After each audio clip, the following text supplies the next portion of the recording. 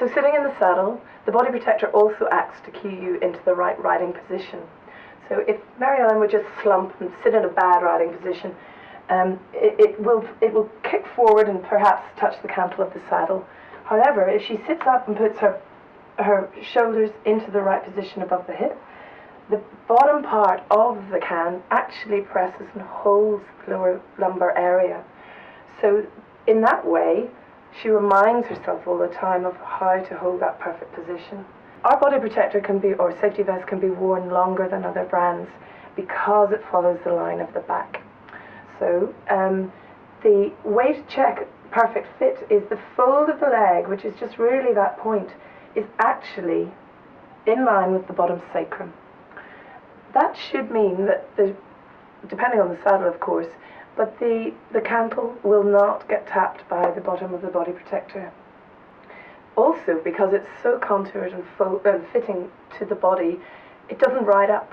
So you don't get a hollowing and a space created here, even if you lean back, going as if you were going down a drop fence.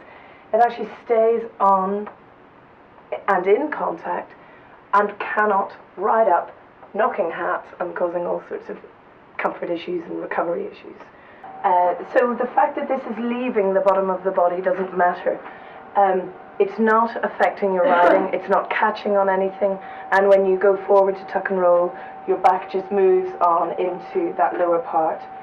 It's very, very important from a safety perspective that the armour doesn't bend or flex, because it will allow the material to absorb and dissipate more energy in a one-piece back. The reason such a solid and strong protector remains comfortable is because the rider can breathe.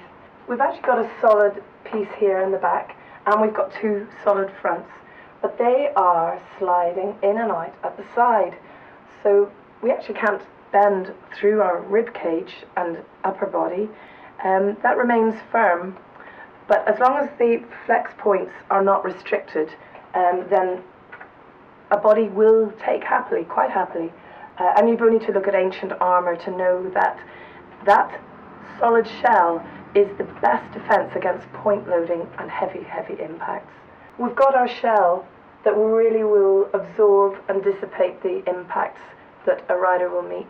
It remains so comfortable because it is entirely moulded. It's following the contours of the body, it's ergonomically designed, and yet it allows the breathing, the massive expansion of the diaphragm, bringing oxygen into the lungs, which in turn move into the bloodstream and into the brain.